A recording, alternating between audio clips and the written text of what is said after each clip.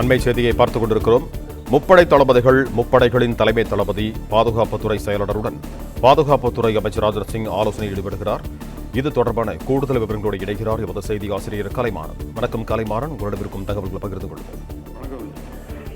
பாகிஸ்தானுடனான அந்த பதட்டம் அதிகரித்திருக்கிற நிலையில மத்திய அரசு பல்வேறு நடவடிக்கைகளை எடுத்து வருகிறது. மத்திய அரசு பல முனை செயல்பாடுகளில் ஈடுபட்டு இருக்கிறது. ஒரே நேரத்தில் பல முனை செயல்பாடுகளை பிரதமர் நரேந்திர மோடி உத்தரவிட்டிருக்கார். ஏற்கனவே துறை சார்ந்த செயலாளர்கள் எல்லாரையும் அழைத்து அவர் பேசியிருந்தார். இந்த நேரத்தில் நாடு ஒரு பதட்டமான சூழ்நிலையை நோக்கி கடந்துகிட்டு இருக்கு. இல்லை, முக்கியமான காலகட்டத்தில் இருக்கு. இந்த காலகட்டத்தில் ஒரு நல்ல நடவடிக்கைகளை, அனைத்து நடவடிக்கைகளையும் எல்லா துறை செயலாளர்களும் ஒருங்கிணைந்து எடுக்கணும் அப்படிங்கிற மாதிரியான உத்தரவை அவர் பிறப்பித்திருந்தார்.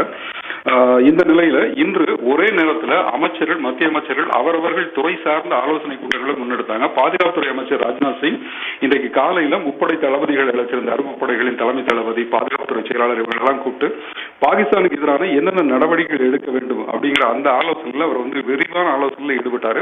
பாதுகாப்புத்துறை சார்பில் என்னென்ன நடவடிக்கை இப்ப எடுத்திருக்கிறோம், இதுவரை என்ன எடுத்துக்கணும், அடுத்தது என்ன எடுக்க வேண்டும், நாட்டின் ராணுவத்திற்கான நடவடிக்கைகள் என்னவாக இருக்கும், பாகிஸ்தான் தொடுக்கின்ற தாக்குதலுக்கு பதிலடி கொடுக்கிறது எப்படி அப்படிங்கிற மாதிரி விரிவான ஒரு ஆலோசனையை ராஜ்நாத் சிங் தலைமையில் தீவிரமாக நடத்தப்பட்டது. இதே நேரத்தில் மத்திய உள்துறை அமைச்சர் அமித்ஷா அவர் சார்ந்த துறை நடவடிக்கைகள் ஆலோசனையில் ஈடுபட்டார். அவர் எல்லை பாதுகாப்பு படை, மத்திய ரிசர்வ் போலீஸ் படை இயக்குநர்கள் இவங்களெல்லாம் கூப்பிட்டு அவங்களோட ஆலோசனை நடத்தினார். எல்லை பாதுகாப்பு படை இந்த நேரத்தில் என்ன மாதிரி செயல்படணும், மத்திய ரிசர்வ் போலீஸ் படை உள்நாட்டு பாதுகாப்பை எந்த அளவுக்கு உறுதி செய்யணும் அப்படிங்கிற அந்த ஆலோசனையில் அவர் ஈடுபட்டார்.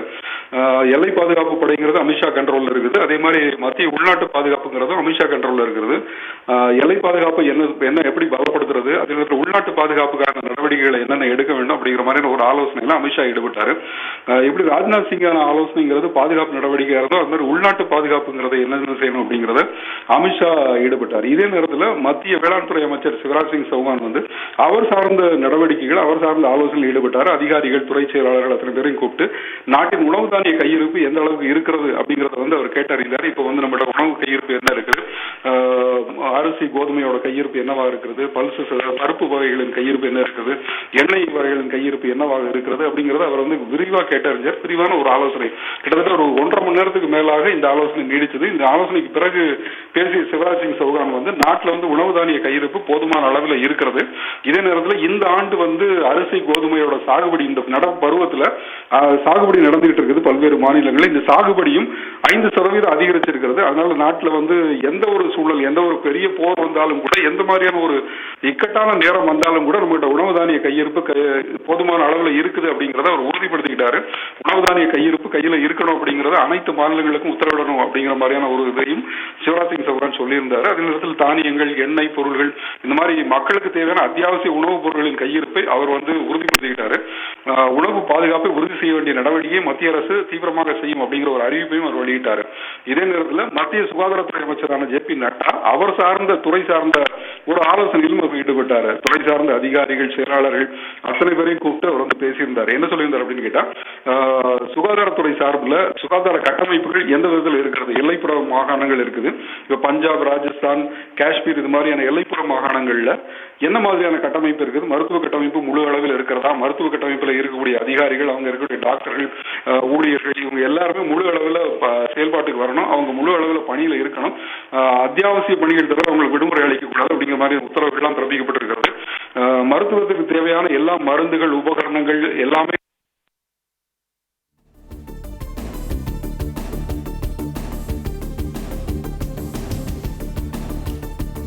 உள்நாட்டு பாதுகாப்பை பலப்படுத்துவது குறித்து மத்திய உள்துறை அமைச்சர் அமித்ஷா ஆலோசனையில் ஈடுபட்டிருக்கிறார். எல்லை பாதுகாப்பு படை, மத்திய ரிசர்வ் படை இயக்குநர்களுடன் அமித்ஷா விரிவான ஆலோசனையில் ஈடுபட்டிருக்கிறார். மேலும் உள்நாட்டு பாதுகாப்பை உறுதி செய்ய நடவடிக்கை எடுக்கும் பணியில் உள்துறை அமைச்சர் அமித்ஷா தீவிரம் காட்டி வரும் நிலையில் நாட்டின் உணவு பாதுகாப்பை உறுதி செய்யும் பணியை முன்னெடுத்திருக்கிறது மத்திய வேளாண் துறை அமைச்சகம். நாட்டின் உணவு தானிய கையிருப்பு போதிய அளவில் இருப்பதாக சிவராஜ் சிங் சௌகான் தெரிவித்திருக்கிறார். அதேபோல நடப்பருவத்தில் நாட்டின் உணவு தானிய சாகுபடி அதிகரித்திருக்கிறது என்றும் சிவராஜ் சிங் சௌகான் தெரிவித்திருக்கிறார்.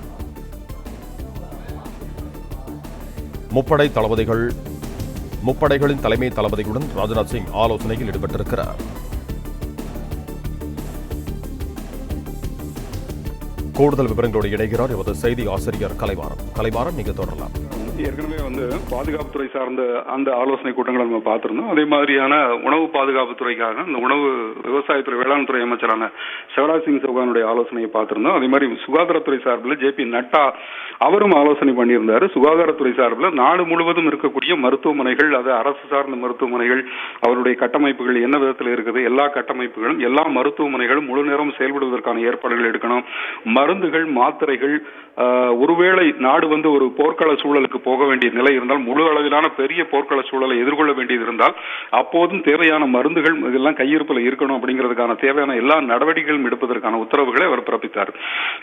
அந்த துறை சார்ந்த அதிகாரிகளோடு பேசினார். அனைத்து மாநில தலைமைச் செயலாளர்களுக்கும் இது தொடர்பான உத்தரவுகளை பிறப்பிப்பதற்கும் ஏற்பாடுகள் செய்திருப்பதாக ஜே.பி. நட்டா இந்த ஆலோசனை கூட்டத்திற்கு பிறகு தெரிவித்திருந்தார். இதே நேரத்தில் வெளியுறவுத்துறை அமைச்சரான ஜெய்சங்கர் பன்னாட்டு வெளியுறவுத்துறை அமைச்சர்களோடு தொலைபேசியில் கடந்த 2 நாட்களாக பேசிக்கிட்டே வர்றார். பாகிஸ்தானுக்கு எதிராக இந்திய அரசு என்னென்ன நடவடிக்கை எடுக்கிறது, இந்திய அரசு எடுக்கக்கூடிய நடவடிக்கைகள் சரியான முறையில் இருக்கிறது அப்படிங்கிறத, இந்திய தரப்பில் இருக்கிற நியாயங்களையும் இந்தியாவிற்கான பன்னாட்டு ஆதரவை பெருக்குவதற்கான ஏற்பாடுகளிலும் அவர் வந்து ஈடுபட்டுக்கிட்டே இருக்கிறார். இன்றும் கூட வெளியுறவுத்துறை அமைச்சரான ஜெய்சங்கர் பல நாடுகளின் வெளியுறவுத்துறை அமைச்சர்களை தொலைபேசியில் தொடர்பு கொண்டு அவர்களோடு பேசிக்கிட்டே இருக்கிறார்.